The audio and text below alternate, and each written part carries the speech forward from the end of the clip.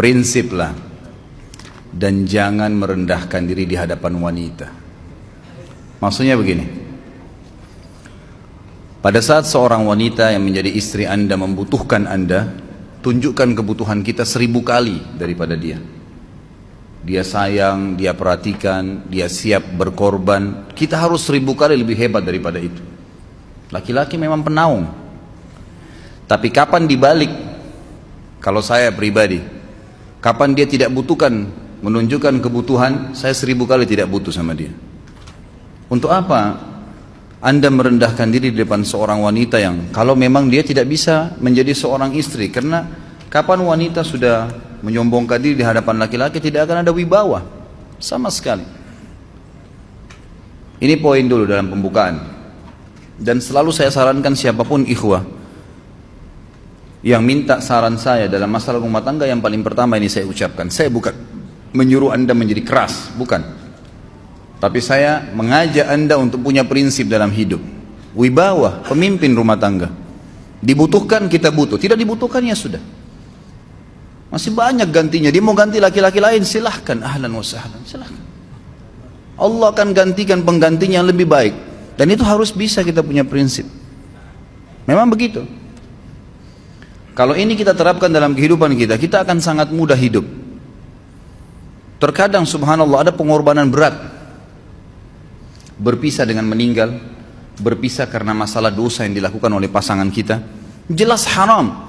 Kalau ada seorang istri hanya karena masalah suaminya kekurangan ekonomi mau berhubungan sama laki-laki lain, wanita apa ini? Cinta itu pengorbanan, kasih sayang, bukan hanya pada saat mampu kemudian disayang, pada saat tidak mampu kemudian ditinggal. Subhanallah. Hati-hati, hukum Allah subhanahu wa ta'ala berlaku.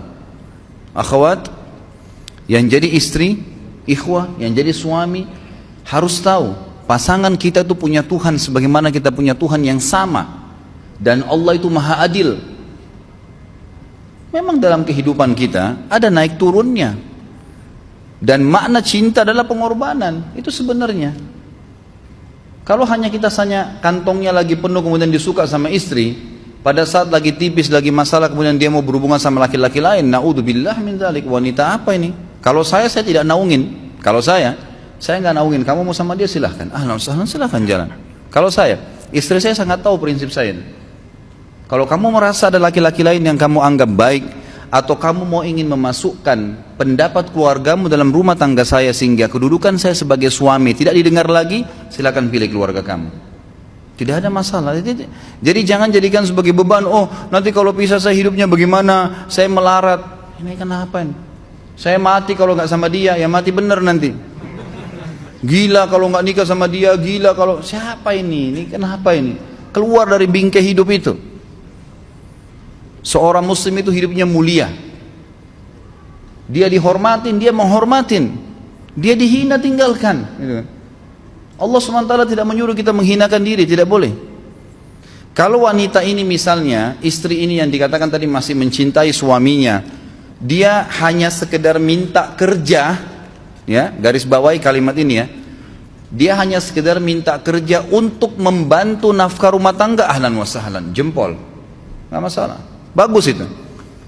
Sampai suaminya mapan. Itu baik. Tapi dalam kondisi masih status istri punya hubungan sama laki-laki lain, na'udzubillah min dzalik. Mana ghirah? Mana kecemburuan positif yang telah Allah pelihara dalam diri kita? Enggak boleh. Pada saat seorang sahabat pulang ke rumahnya mendapatkan istrinya selingkuh dengan laki-laki lain, tidak disebutkan apakah berhubungan biologis atau tidak, tapi yang jelas sahabat ini sampai kaget masuk ke rumahnya temukan ada laki-laki lain. Dia bingung mau lakukan apa. Dia pergi ke Nabi SAW lalu berkata, ya Rasulullah, saya pulang rumah istri saya lagi sama laki-laki lain. Maksudnya dia pandu saya harus buat apa nih? Apa yang terjadi? Subhanallah, Sa'ad radhiyallahu anhu sahabat Nabi mulia menghenuskan pedang mengatakan, ya Rasulullah, kalau terjadi pada rumah tangga saya akan penggal dua-duanya. Dua-duanya saya penggal nih. Tapi di sini ulama bilang saat ingin menghukum kalau terjadi pada keluarganya dengan penggal ini, bukan maksudnya dia menghukum secara individu, maksudnya saya ingin terapkan hukumnya Allah, dirajam, dibunuh karena mereka sudah menikah dan berzina. Hukum Allah terapkan, kemuliaan agama harus ada. Harus begitu. Seorang istri yang mau tinggal di bawah naungan kita sementara kita sudah berkorban di bawah terik matahari, sudah bekerja, sudah memilih dia dari sekian banyak wanita, kemudian dia mau berkorban, hormatin dia, junjung dia, lindungin dia, rangkul dia, gitu kan? Bela dia, memang harus begitu. Tapi kalau masih dalam naungan, kemudian sedikit himpit masalah ekonomi lalu berhubungan sama laki-laki lain, naudzubillah, jangan dipertahankan. Berbahaya sekali, gitu kan? Jangan Anda menjadi laki-laki lemah gitu. Saya kemarin ditelepon oleh 2 orang sekaligus, subhanallah. Sahabat dekat telepon kepada saya, laki-laki. Ustadz maaf mau ngomong sebentar. Baik silahkan. Ustadz saya ini, istri saya pulang ke rumah ke kampung ayahnya ibunya karena alasan mengurus ayah dan ibunya. Akhirnya saya sama anak-anak ditinggal di sini sendiri. Setiap kali saya panggil pulang, dia bilang sudahlah saya nggak mau pulang. Kalau mau nikah lagi silahkan. Dia bahasakan begitu. Bagaimana sarannya Ustadz? Saya bilang nikah lagi. Dengan tegas saya bilang nikah lagi. Kalau tidak terbuka pintu fitnah. Perempuan itu kenapa harus pilih orang tuanya? Tidak boleh secara syar'i. Nggak boleh. Sudah menerima akad nikahnya seorang laki-laki. Laki-laki itu yang dinomorsatukan di atas ayahnya. Nggak ada alasan. Kalau suami izinkan boleh urus orang tua. Kalau nggak diizinkan tidak boleh. Nggak boleh. Bagaimana dia tinggalkan suaminya sama anaknya? Kaget itu saya katakan begitu. Iya, bahkan sekarang hukum poligami sudah wajib bagi Anda. Nggak boleh. Wajib sekarang. Ini ragu mau melangkah seakan-akan poligami itu dosa. Padahal dia ditinggal oleh istrinya. Bagaimana bisa ini? Ada laki-laki seperti ini nggak punya prinsip. Harus melangkah. Dia sudah dapat jawaban saya dikasih. Ini Ustadz teman saya juga mau bicara. Masalahnya sama lagi. Ustadz istri saya tinggalkan saya, Ustadz kayak mau menangis. Sebentar, jangan pakai nangis laki-laki. Apa ini cengeng? Ditinggal wanita nangis, subhanallah. Orang nangis itu ditinggal meninggal Rasulullah SAW. Ketinggalan sholat subuh berjamaah, itu nangis. Nggak jadi jihad, nah itu nangis. Ditinggal perempuan nangis, la ilaha illallah. Allah ciptakan perempuan lebih banyak daripada laki-laki. Ini bukan menurunkan martabat perempuan ya. Artinya harus seorang pemimpin itu punya wibawa. Nggak bisa. Kalau nggak akan dianggap remeh nanti. Istri itu dinaungin, dilindungin, dididik, diberikan haknya ia. Berikan berlipat-lipat penghormatan sebagaimana dia berikan satu penghormatan. Nggak apa-apa.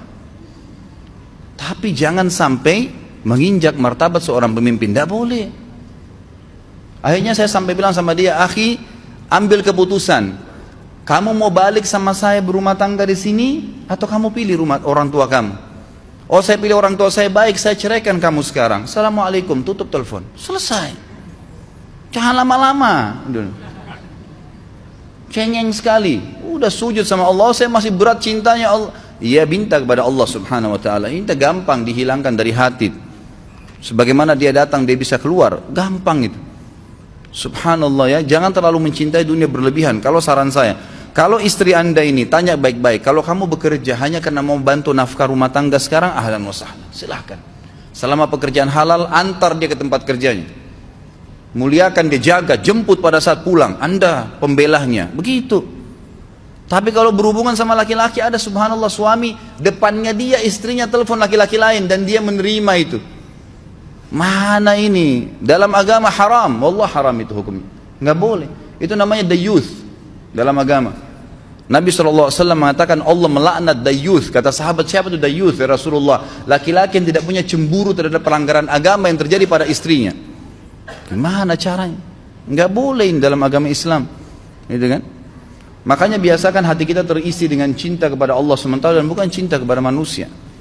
Mencintai istri karena Allah yang perintahkan, mencintai suami karena Allah yang perintahkan. Jadi semua karena Allah. Tidak ada kata-kata hilang, tidak ada rugi kalau kita meninggalkannya. Jadi ini hal mendasar yang saya tahu, Allahu alam. Jadi sampaikan seperti itu. Kalau wirid apa? Saran saya adalah memperbanyak istighfar kepada Allah SWT.